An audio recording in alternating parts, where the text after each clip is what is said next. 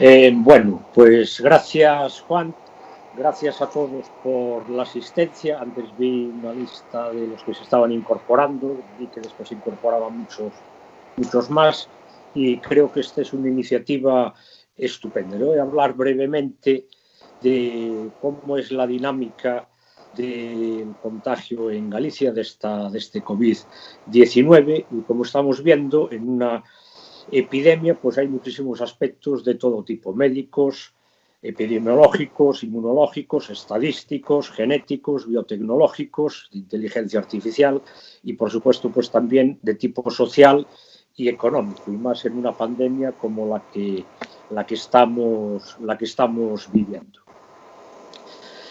La recogida de datos pues es una labor esencial y no trivial, como se ha visto, a pesar de que estamos en la era de los grandes datos, del Big Data, pero todos hemos tenido problemas con los datos que nos llegaban, tanto desde el punto de vista médico como desde el punto de vista estadístico. Yo lo que voy a tratar brevemente es ver un poco qué se ha hecho desde el punto de vista matemático y computacional en el caso del COVID-19, ver dónde estamos y sobre todo ver qué nos ofrece de cara al futuro. En primer lugar, me gustaría señalar que la matemática es una ciencia básica, pero que tiene herramientas para el estudio de las epidemias. Uno de los modelos más sencillos, aquí tenemos un par de referencias sobre modelos en epidemiología desde el punto de vista matemático. El libro que está arriba en amarillo pues es una referencia del año 2019 en el que aparece no el coronavirus, pero sí el Zika, ébola, etcétera, y otra referencia más de tipo divulgativo. Como decía, uno de los modelos más sencillos es el modelo SIR. SIR son las iniciales de susceptibles, infectados y recuperados, que coinciden además las iniciales tanto en gallego, en inglés como en castellano. Uno pasa pues de ser un individuo normal, susceptible a coger la enfermedad, a ser infectado y a recuperarse. A muchas enfermedades, una vez superadas, pues quedamos inmunizados, como puede ser, por ejemplo, el sarampión, otras no, como es la gripe, y en el caso del coronavirus, pues la verdad es que yo no lo tengo claro.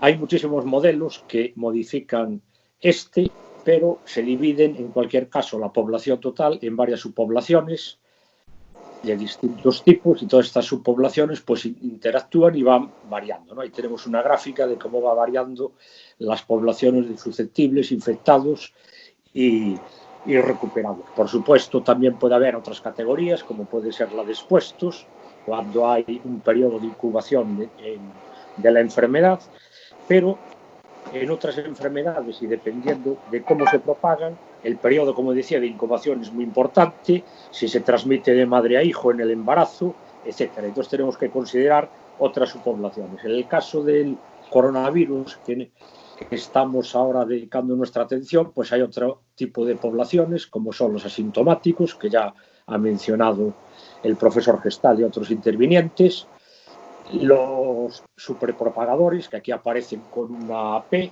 que es una figura de, bueno, pues infectados que van a contagiar una cantidad muy grande de población, sí.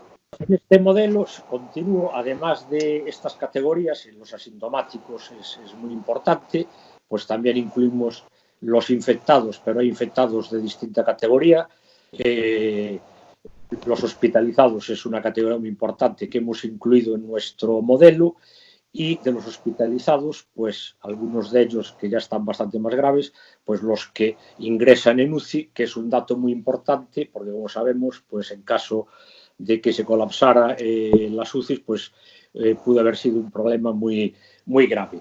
Aquí tenemos pues la distribución de todas estas subpoblaciones en el caso del coronavirus de nuestro modelo, no voy a entrar en detalles, pero todas estas subpoblaciones pues interactúan entre sí, ¿no? Asintomáticos, infectados, hospitalizados, incluso los F de fallecidos.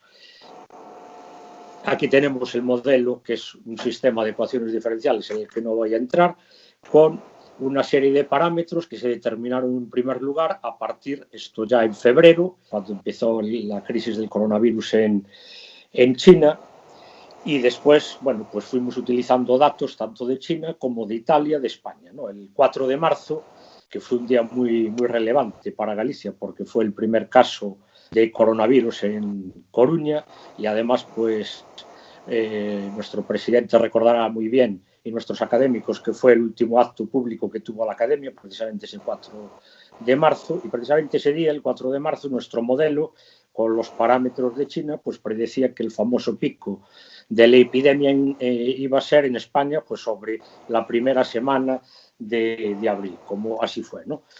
Bueno, de cara al futuro, que es quizás lo más importante, parece que estamos logrando superar la epidemia, pero yo creo que la situación aún así es difícil. Desde luego, como han indicado mis colegas anteriormente, pues hay que tomar medidas de tipo sanitario, hay que ser prudentes y, desde luego, lo que es necesario pues es tener una foto móvil de cómo va evolucionando el contagio, ¿no? Eso lo explicó muy bien el profesor Gestal haciendo pruebas, pero hay que tener siempre prudencia.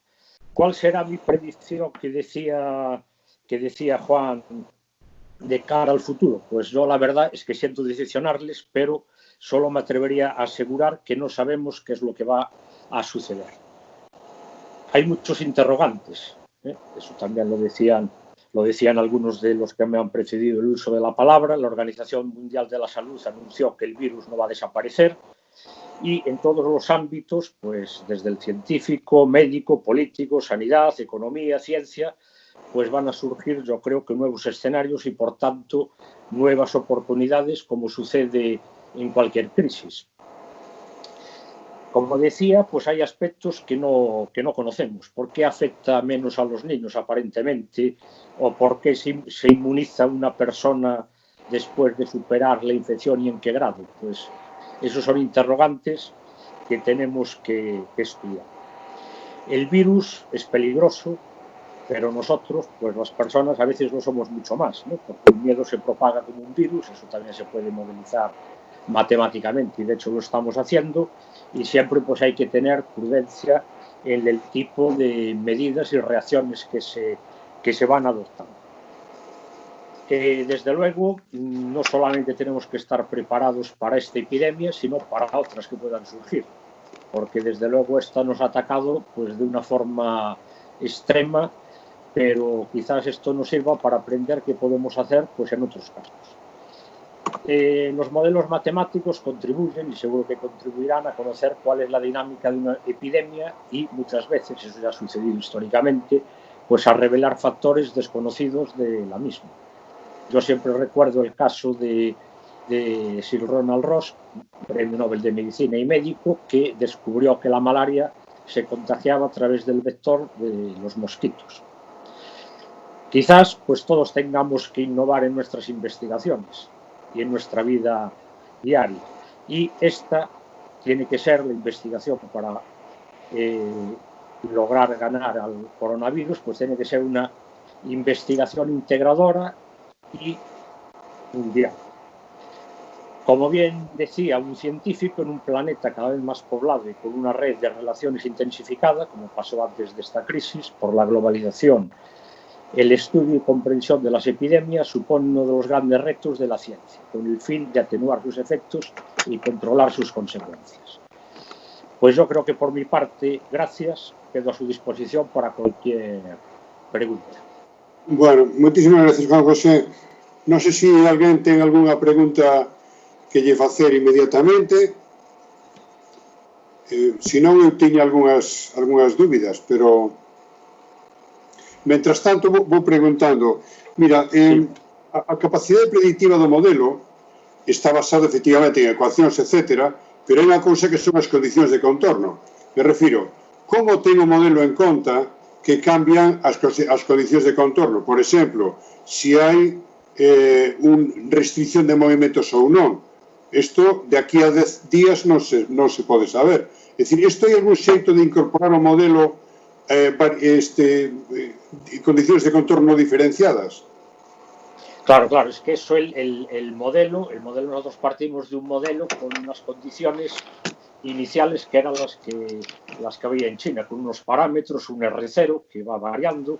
En cuanto uno cambia de población, de circunstancias, de medidas, pues todo eso hay que incorporarlo al modelo. Claro, eso hace que sea un sistema dinámico, pero dentro de ese sistema dinámico van cambiando todas las condiciones. ¿Cómo puede uno modificar una predicción? Tomando medidas de confinamiento, de cualquier otro tipo. E a outra pregunta que teño tamén é o tema de recuperados. Non sei se hai algunha hipótese para ver que a taxa de recuperación, aparentemente, por os datos que se recollen na prensa, os recuperados que hai, por exemplo, en España, son moi superiores porcentualmente que os de Italia. O modelo dá algunha explicación deste comportamento? Pues no, y además yo creo que aquí hay muchas cosas que son desconocidas, misteriosas. Cuando un modelo no funciona, puede ser por dos cosas: que el modelo está mal y nos hemos equivocado, que sucede muchas veces, o que hay algún aspecto que se nos ha pasado. Y entonces uno tiene que volver al modelo, a la realidad, y estudiar todo en conjunto, y a veces eso, pues lo que revela es que hay algún aspecto que se nos ha pasado, y eso puede dar una pista de qué es lo que sucede, ¿no? Y permite, como digo, descubrir nuevos aspectos en la epidemia o en cualquier otro aspecto de la ciencia. Moi ben, non sei se temos algunha outra cuestión por parte de algún... Sí, Juan, yo quería preguntarle, Juan José, sí. Vosotros en el modelo tenéis variables ambientales incluidas, y ahora la pregunta es, una cosa es eso, y otra, ¿vais ahora, por ejemplo, a incorporarle, hacer una modificación en los susceptibles, ¿no? Ahora con el resultado de la encuesta seroepidemiológica que se haga aquí en Galicia?